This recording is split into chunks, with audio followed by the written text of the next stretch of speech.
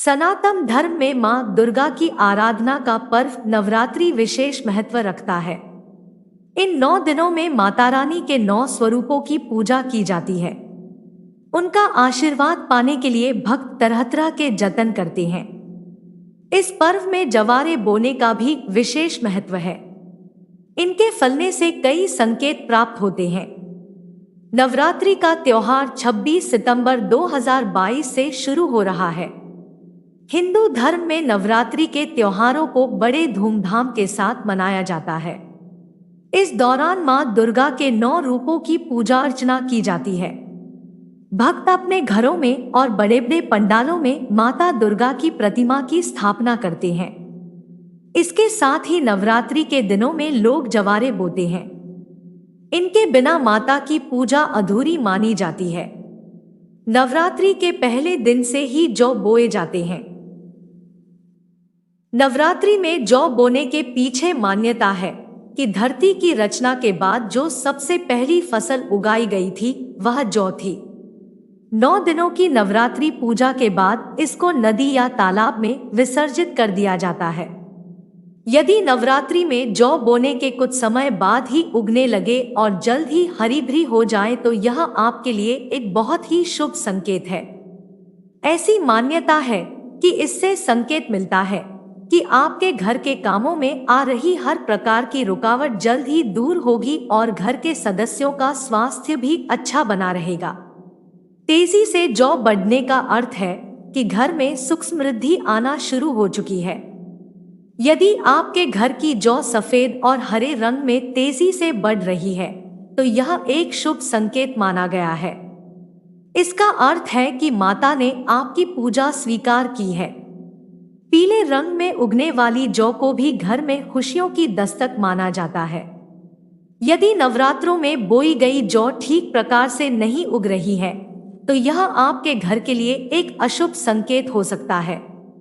यदि जौ काले रंग की टेढ़ी मेढ़ी होती है तो इसे भी एक अशुभ संकेत माना गया है।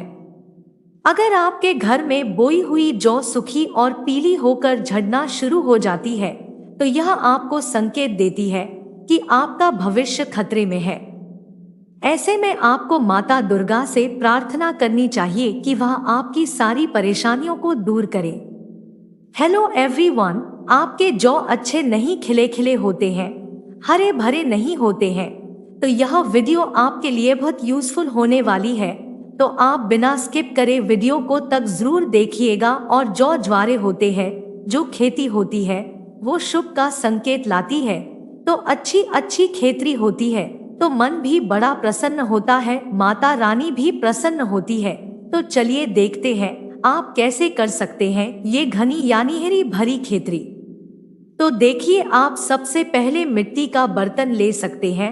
आप अपने घर की कोई शुद्ध साफ थाली वगैरह भी ले सकते हैं, प्लेट ले सकते हैं, या आप डायरेक्ट जमीन में भी अपने जौ बो सकते हैं। तरीका सेम ही रहेगा, पर आप जहां भी बो रहे हो या जिस भी पात्र में बो रहे हो पहले आप उसे अच्छे से जो है ना टीका कर लीजिए, उसमें अच्छे से स्वास्तिक वगैरह फूल लीजिएगा। और अगर आप नीचे जगह पर कर रहे हैं, किसी धरती में कर रहे हैं डायरेक्ट, तो फिर आप अच्छे से वहां पर जो है साफ सफाई कर ले। उधर भी आप इसी तरीके से करें, स्वास्तिक वगैरह करें, रोली से स्वास्तिक बना लें, चंदन से स्वास्तिक से सभी चीजों से तिलक कर लें। माता रानी की अच्छे से जौ ले आप खुशी से उनका स्वागत करें। तो आप देखेंगे जितने भाव डालेंगे, सबसे पहला जो काम है ना हमारी खेती में, पूजा में, पाठ में, वो हमारे भाव करते हैं। जितने अच्छे से मन से आप करेंगे ना उतना ही रिजल्ट अच्छा आता है। सबसे पहले हम सजा लेंगे, स्वास्तिक कर लेंगे। तो आप भी जहां भी बो रहे हो आप स्वास्तिक मान लीजिएगा, उसकी पूजा कर लीजिएगा। गंगा जल का सीधा दे दीजिए, थोड़े से अक्षत चढ़ा दीजिए। उसके बाद देखिए आपको कोई भी रेत या मिट्टी चलेगी तो जो भी आपको आसानी से मिल जाए आप वो ले ले। बस आपको यही बात ध्यान में रखनी है कि एक तो साफ सुथरी जगह की हो, ऐसा नहीं हो कि भाई जानवरों ने उसके ऊपर पॉटी वगैरह कर रखी है, गंदी जगह की हो। आप ऐसी ना ले, साफ सुथरी जगह की ले और आप देख ले उसमें कंकड़ पत्थर ना हो। आप अच्छे से पहनो, उसे देख ले, छान ले। अगर कंकड़ पत्थर हो तो फिर आप यूज ना करें, नहीं तो जौ ज्वारे अच्छे से आपके ग्रो नहीं होते हैं। बीच में कंकड़ पत्थर आ जाते हैं तो, और देखिए इस तरह की जो जमुना रेत होती है वो हर जगह आजकल कंस्ट्रक्शन चलती ही रहती है। आपको बड़ी आसानी से सिटी वगैरह में भी मिल जाती है, तो आप ये ले सकते हैं। बहुत अच्छी होती है इसमें भी हमारी खेती। तो देखिए अब हम जौ ले लेंगे। जब आप जौ लेना तो आप प्लीज ऐसे लें जिसमें कीड़ा वगैरह ना लगा हो, थोड़ी अच्छी क्वालिटी के हो, क्योंकि जौ की क्वालिटी भी डिपेंड करती है कि आपके जौ कैसे होंगे। उसके बाद देखिए आप इन्हें भिगो दीजिए। अगर समय है और याद रह जाए तो एक रात पहले ही भिगो दे, बहुत अच्छी बात है। लेकिन कई बार ऐसा होता है हम लोग याद नहीं रख पाते हैं, तो कोई दिक्कत नहीं है। आप जिस टाइम पर अपना खेती बोएंगे उससे 2-3 घंटे पहले आप भिगो सकते हैं कि जितना समय आपको मिले उतनी देर के लिए आप इन्हें भिगो दें। अच्छे से पहले धो लें और आप देखेंगे जितने भी छिलके होंगे ना और जो खराब बीज है वह अपने आप ही ऊपर आ जाएंगे, जो वैसे भी उगने नहीं थे। तो नीचे जो अच्छे बीज बचेंगे वह हमें मिल जाएंगे। और यह भीगे हुए हैं एक आपके, तो इस तरीके से आप अगर भीगे हुए बीज लेते हैं तो आपकी जो खेती है ना बहुत ही अच्छी होती है। और आप चाहे तो मिला के मिक्स भी ले सकते हैं। जैसे कई लोग जो है 5 चीजें 7 चीजें मिला के खेती करते हैं, खाली जौ की नहीं करते हैं। तो आप और अनाज भी मिला सकते हैं। इसमें हम लोग खाली केवल जौ ही लेते हैं। आप हल्के हल्के हाथों से ना बुरक दीजिएगा, हर तरफ एक तरफ इकट्ठे मत डालिएगा। और अगर आप इसी में अपना कलश रखते हैं तो आप बीच में बहुत ज्यादा मत डालिएगा, साइड में ज्यादा डालिएगा, क्योंकि बीच में तो वैसे भी कलश आ जाता है तो वहां होगी नहीं खेती। लेकिन आप कोनों कोनों में अच्छे से फैला के इन्हें डाल दीजिएगा।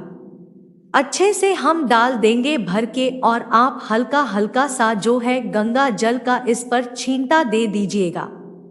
क्योंकि देखिए ये जो जमुना सेंटर है वो हल्की सी थोड़ी सी गीली पहले ही थी, इसीलिए हल्का सा ही मैं छींटा दे रही हूँ। अगर आपकी बिल्कुल भुरभुरी हो तो फिर आप ज्यादा पानी डाल के पहले हल्की सी इसे सील कर ले। उसके बाद आप अपने जौ डाले और उसके ऊपर आप हल्का हल्का सा गंगाजल डाल दें।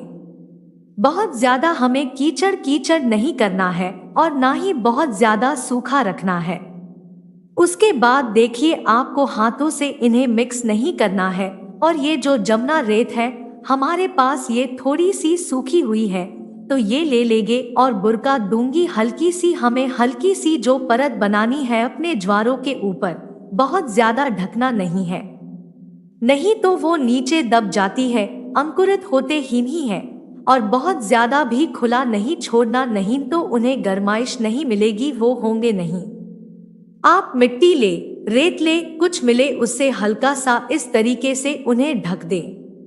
अगर नीचे जो आपने पहले रखनी है रेत, उसमें तो आपने थोड़ी सी नमी रखनी है, थोड़ी सी गीली रखनी है।